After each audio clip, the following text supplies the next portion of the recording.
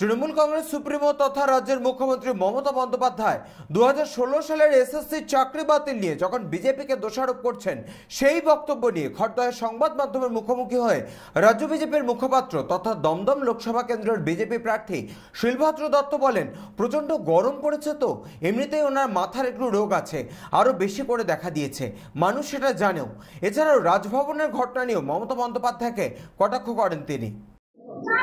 প্রচন্ড গরম পড়েছে তো, ওনার এমনিতেই মাথার একটু রোগ আছে, আরো বেশি করে দেখা দিয়েছে। মানুষ জানে কারা চাকরি খেয়েছে, কারা চাকরি চুরি করেছে, কারা চাকরি বিক্রি করেছে। ওগুলো বলার কোনো দরকার নেই, ওগুলো বলে করে লাভ নেই।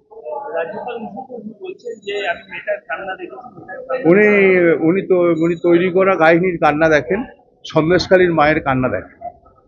তা ওনার কোনো কথার উত্তর নেই। যদি উনি সব মায়ের কান্না শুনতেন, যদি নদিয়ার মেয়েটাকে ধর্ষিতা হয়ে খুন হবার পরে উনি না বলতেন যে ওর ভালোবাসা আছে, প্রেম আছে, সব গল্প না করতেন, তাহলে ওনার কথা শুনতাম। এখন কোনো শুনে লাভ নেই, কারণ উনি মেয়েদের কোনোদিন, মায়েদের কোনোদিন সম্মান দেন।